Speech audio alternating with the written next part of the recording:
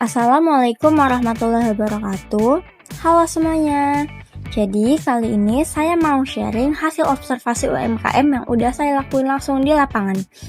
Materi yang saya mau bahas hari ini berjudul Observasi dan Masukan Strategi Pemasaran untuk Kedai Mirin. Sebelumnya, perkenalkan nama saya Marsha Radonita dengan NPM 2412110067.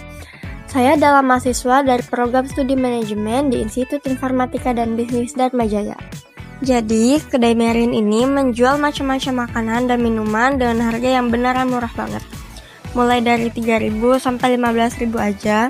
Menunya juga cukup lengkap, ada bakso urat, mie ayam, soto ayam, pangsit jontor, sampai aneka minuman seperti pisang hijau dan es mojito.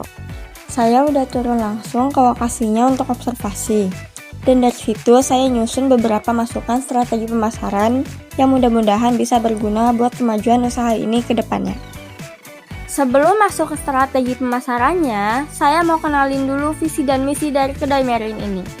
Visinya adalah menjadi kedai makan pilihan utama di kawasan perpustakaan daerah Bandar Lampung yang dikenal murah, lengkap, dan ramah. Nah, untuk misinya ada 5 poin. Pertama, menyediakan menu yang beragam dengan harga 3.000 sampai 15.000 untuk semua kalangan. Kedua, menjaga konsistensi rasa dan kualitas makanan setiap harinya.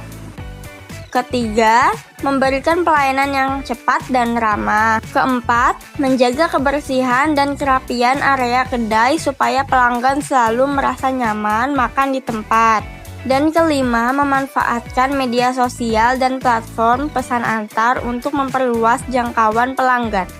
Oke, sekarang kita lanjut ke stepnya dulu ya, yaitu segmenting, targeting, sama positioning. Nah, dari hasil observasi langsung yang saya lakukan, pelanggan Kedai Mirin ini bisa dibagi jadi 3 kelompok besar. Sekitar 70% adalah pelajar dan mahasiswa, 20% adalah pegawai perpustakaan dan instansi sekitar, dan sisanya warga umum yang kebetulan melintas. Mereka memilih makan di sini karena alasannya simpel. Harganya murah, lokasinya deket, dan gak perlu kemana-mana buat cari makan. Nah, kalau untuk targetingnya itu, yang paling potensial untuk difokuskan adalah pelanggan yang rutin makan siang di sana setiap hari. Karena pelanggan harian yang konsisten itulah yang paling ngasih pemasukan stabil buat kelangsungan usaha ini. Terus, untuk positioningnya, saya saranin Kedai Mirin ini diposisikan sebagai kedai makan paling lengkap, paling murah, dan paling enak di kawasan perpustakaan. Tapi ingat, kesan itu harus beneran dirasain langsung sama pelanggannya.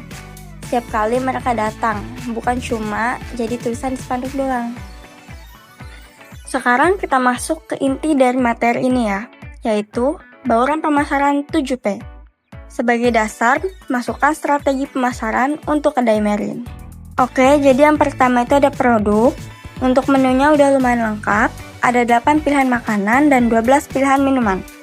Tapi masukannya, pertahanin dulu menu andalan yang emang udah disukain dan jadi favorit pelanggan. Kalau mau nambah menu baru, sesuaiin sama yang paling sering ditanyain. Dan yang paling penting, jaga konsistensi rasanya. Jangan sampai hari ini enak, besok pelanggannya datang, rasanya udah beda lagi. Untuk yang kedua itu ada price.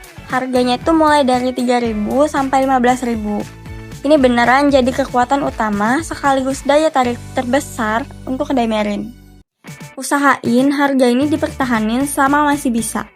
Karena pelanggan utamanya adalah pelajar dan mahasiswa yang emang sangat sensitif sama kenaikan harga meskipun cuma sedikit. Dan kalau mau nambah pemasukan tanpa naikin harga, coba bikin paket hemat, makan plus minum dengan harga banding yang lebih terjangkau. Yang ketiga tuh ada place. Sebenarnya lokasi di area perpustakaan itu udah sangat strategis. Cuma perlu mastiin 2 hal.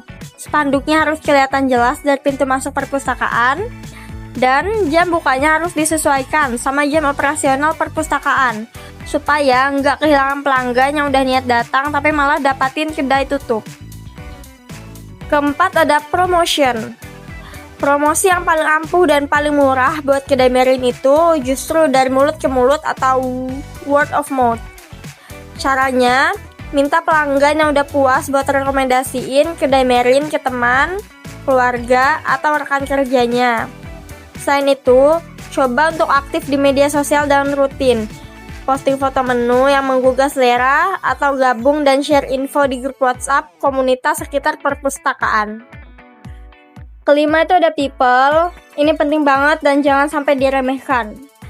Karena keramahan dan sikap penjualannya itu ngaruh besar ke loyalitas pelanggan. Pelanggan yang udah ngerasa disambut dan dilayani dengan baik pasti akan balik lagi dan bahkan bawa kerabat terdekatnya. Oh iya, penting juga untuk siapkan orang yang bisa gantiin kalau lagi berhalangan hadir, biar kedai nggak terpaksa tutup dan pelanggan yang udah datang nggak kecewa. Keenam itu ada proses. Coba untuk bikin alur pelayanan yang standar dan konsisten. Dari pelanggan datang, disambut, pesan, nunggu, sampai makanannya nyampe di meja makan dengan tepat waktu. Terutama di jam ramai sekitar jam 11 siang sampai jam 1 siang. Siapkan semua bahan dari pagi supaya proses masaknya bisa lebih cepat dan pelanggan gak perlu kelamaan buat tunggu. Yang ketujuh ada physical evidence. Tampilan fisik kedai itu justru jadi kesan pertama, terutama buat pelanggan baru yang belum pernah mampir sebelumnya.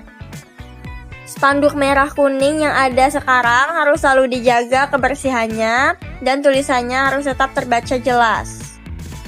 Area makannya juga harus selalu rapi dan bersih, dan daftar menu beserta harganya harus kelihatan dari luar, supaya orang yang baru lewat langsung tertarik dan penasaran buat masuk.